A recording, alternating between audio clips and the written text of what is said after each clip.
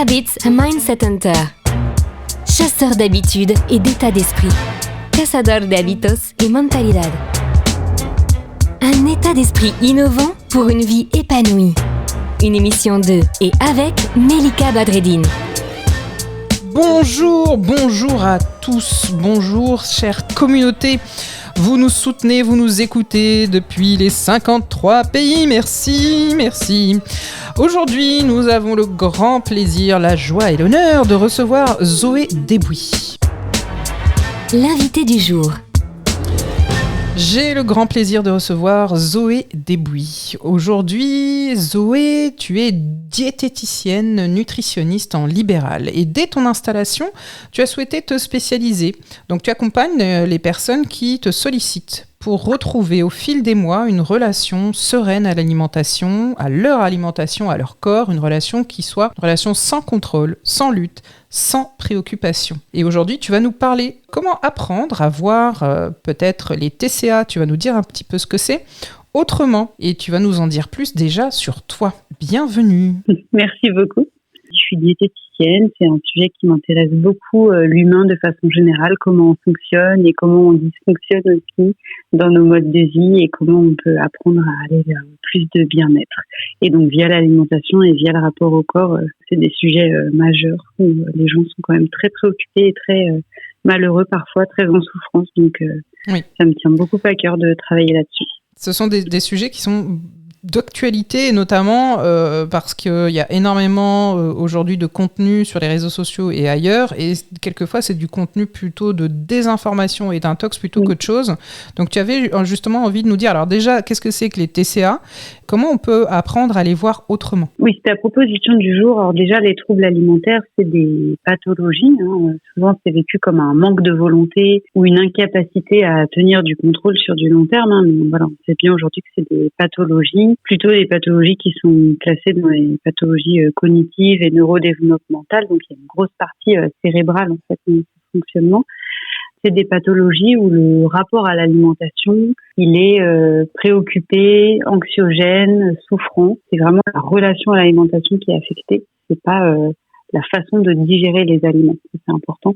C'est des pathologies alimentaires, mais ça n'a rien à voir avec la façon dont on métabolise ou la façon dont on digère les aliments. C'est pas les aliments qui sont en cause, c'est plutôt ce qu'on pense des aliments. D'accord, justement quand on dit en général pathologie, alors soit on est cinglé, soit on est on est complètement malade, c'est pas bien, il y a quand même une connotation. Comment on fait pour voir ça justement sans non plus avoir envie de se tirer une balle au bout de 2 secondes ? Ce que tu dis c'est intéressant, je pense que ça permet d'introduire le mot de psychophobie, je sais pas si tu connais, si tu en parles parfois, mais c'est vrai que vu que les troubles alimentaires aujourd'hui sont classifiés plutôt dans la partie pathologie mentale, on est encore dans un héritage où on va dire que il faut aller voir quelqu'un, mais on n'ose pas encore nommer le mot psy. On a l'impression que c'est de l'ordre de la folie ou quelque chose comme ça. Et en fait, le cerveau, on voit bien le cerveau et la psyché, c'est des choses tellement complexes qu'elles peuvent dysfonctionner à certains moments de la vie, tout un tas de raisons. Des raisons peut-être génétiques, environnementales pour d'autres. Et en fait, ça veut pas pour autant dire qu'on est dans la folie ou dans la psychose, quelque chose comme ça. Des troubles alimentaires, on est là-dedans, mais je pense qu'il faut aussi essayer de voir la chose autrement qu'avec toute cette psychophobie et se dire, ok, j'ai une problématique dans ma relation à l'alimentation pendant un temps. C'est lié, t'en parlais, mais le contexte dans lequel on vit où il y a un énorme culte de la minceur et un énorme culte du contrôle de l'alimentation, puis du contrôle de sa vie, du contrôle de soi de façon générale. Donc ça met quand même beaucoup de pression et ça pousse les gens à mettre en place des comportements qui en fait sont pas du tout adaptés à la physiologie de l'être humain. Donc oui, ça fait développer des symptômes, mais ça peut être temporaire, on peut avec un accompagnement en sortir. Ça n'a rien à voir avec quelque chose dont il faudrait en réalité avoir honte, mais le problème c'est que beaucoup de gens ont honte. Alors déjà oui, il y a cette honte, et puis il y a aussi autre chose, c'est que tu as quand même aussi un vocabulaire qui est thérapeute.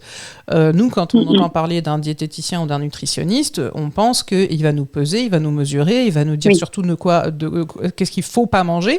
Comment tu te distingues toi dans ta démarche justement par rapport aux troubles justement et par rapport à cet accompagnement ? Oui, c'est vrai que pendant longtemps, la diététique, ça a été, en tout cas la diététique en libéral, quand les gens demandaient à perdre du poids, ça a été de leur demander des carnets alimentaires Et sur le carnet alimentaire, donc les gens notaient ce qu'ils mangeaient pendant, par exemple, 3 jours ou une semaine. Et ensuite, la diététicienne ou le diététicien, prenait des notes. Ça, c'est pas bien. Ça, c'est bien. Et voici ce qu'il faudrait changer. Donc aujourd'hui, en diététique comportementale, effectivement, on fonctionne plus tout de la même façon.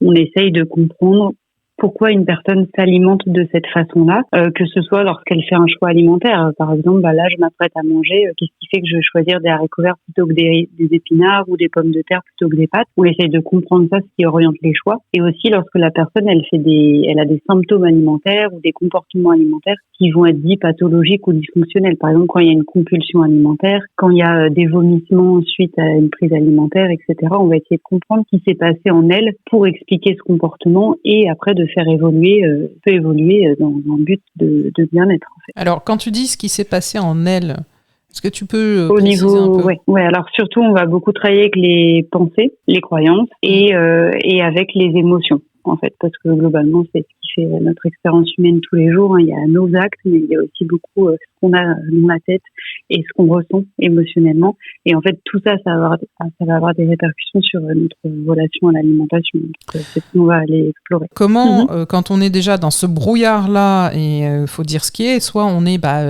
c'est le mot, j'ai pas d'autre mot, avalé par tout ça, et on le voit pas. Est-ce qu'il y a des choses où, là, tout de suite, en 2-3 questions qu'on peut se poser, 2-3 choses qu'on peut observer en soi, des pistes, au moins de réflexion, ça veut pas dire qu'on a des TCA, mais de se dire, tiens, j'en parlerai bien à mon médecin. Alors déjà, le fait de penser beaucoup à l'alimentation, au-delà de tout ce qui va être nécessaire pour l'organisation de tout à chacun, c'est faire les courses, de dire, qu'est-ce qui me manque pour ce soir, pour le dîner, ok, il faut que je repasse faire une petite course. Voilà, ça, c'est des pensées normales, on va dire, pour pouvoir s'organiser et avoir suffisamment à manger. En revanche, de penser fréquemment au contenu du frigo, au contenu des placards, ou de passer devant une boulangerie et d'être très très attiré systématiquement, par exemple. De penser au repas d'après, par exemple, de finir un repas et de penser au repas d'après. Et de diaboliser en même temps. Il y a un petit rapport de je veux, mais voilà, c'est pas bien, en gros, c'est ça? C'est ça. Une deuxième chose, ça pourrait être la connotation, le fait de beaucoup connoter les aliments. Certains seraient sains, d'autres malsains, certains seraient à éviter, d'autres à privilégier. Ça pourrait effectivement mettre sur la piste. Alors en plus, s'il y a des interdictions, que tu vois, la diabolisation, c'est mental. C'est le fait de dire, cet aliment, je souhaite l'éviter. Moi, par exemple, je vais pas manger de viennoiserie, à part exceptionnellement le dimanche. Ça, c'est mental, mais après, ça suit au niveau des comportements et que ce qu'on voit, c'est que la personne, elle s'interdit complètement certains aliments ou certains groupes d'aliments, ou alors qu'elle les limite très fortement et que la fréquence n'est pas très élevée. Oui, ça peut mettre la puce à l'oreille. Et de la culpabilité aussi, de la honte. Il y a la honte tout à l'heure. Et de ce que j'ai compris aussi, c'est qu'en fait, il y a aussi ce truc de je ne mangerai pas ce truc-là ce soir, mais dans le contexte de sinon, par rapport à mon poids, en gros. Sinon, je prends du poids, je vais perdre du poids. Enfin, en gros, c'est ça aussi. Oui, en fait, c'est ça. C'est que dans les troubles alimentaires, il y a toujours, quasiment toujours, un rapport au poids derrière, en fait. C'est que la personne, elle a des préoccupations corporelles, de l'insatisfaction corporelle. Donc, elle souhaiterait modifier son corps. Donc, que ce soit perdre du poids en tant que chiffre sur la balance, mais ça peut être aussi modifier sa silhouette. Par exemple, perdre en volume à certains endroits, avoir moins de cellulite, etc.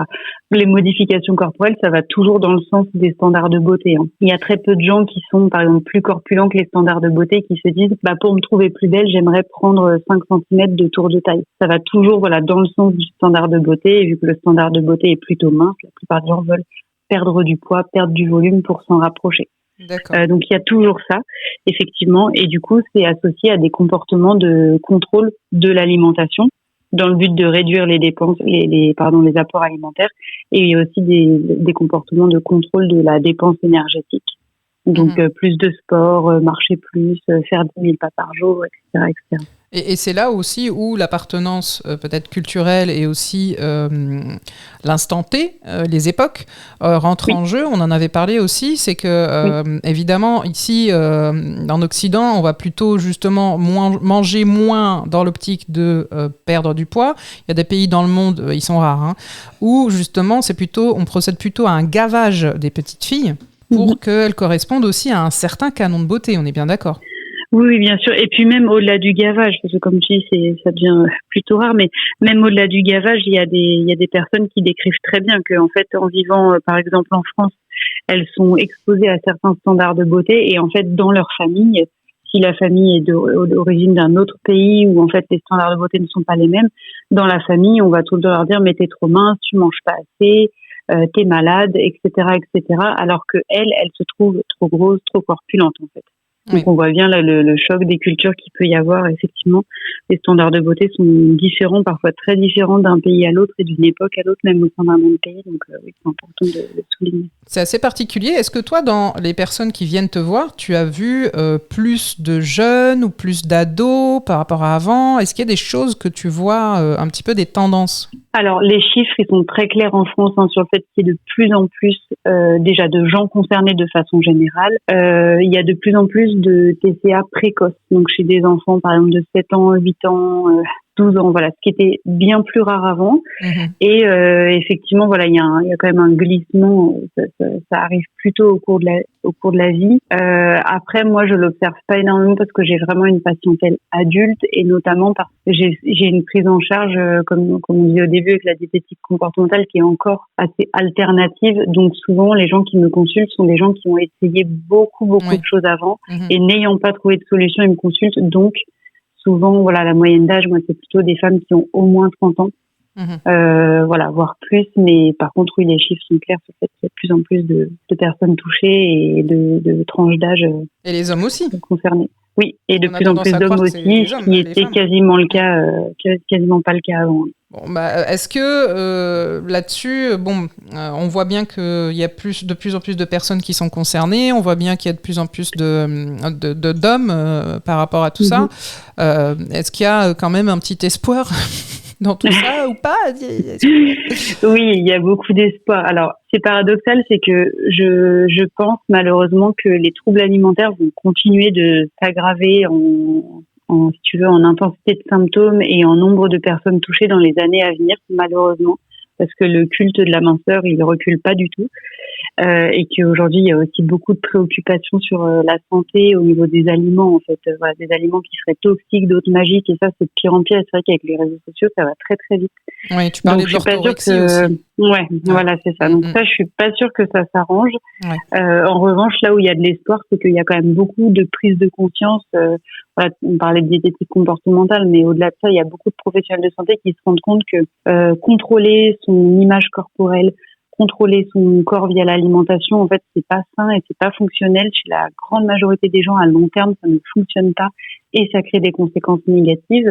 Et donc, il y a de plus en plus de professionnels déjà, pour ceux qui travaillent pas l'alimentation directement, qui arrêtent de faire des régimes, de proposer des régimes et qui arrêtent de faire des injonctions à la perte de poids à tout va. Et pour les professionnels de santé comme les diètes qui travaillent directement l'alimentation, beaucoup se forment à la diététique comportementale et aux troubles alimentaires. Donc il y a quand même beaucoup d'espoir. Aujourd'hui, ça reste une approche assez alternative. On n'est pas hyper nombreux en France à faire ça.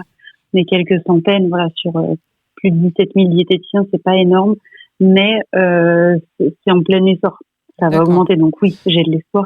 Donc il y a de l'espoir des deux côtés, et voilà, ça se développe et c'est connu de plus en plus. Voilà. Oui, et un conseil que j'aurais envie de donner s'il y a des personnes concernées qui écoutent, c'est voilà, n'hésitez pas à demander les formations et les qualifications des personnes que vous sollicitez, en fait, que ce soit des diètes, des médecins, des psychologues, les TCA, voilà, ou les dérégulations de l'alimentation, c'est une pathologie à part entière.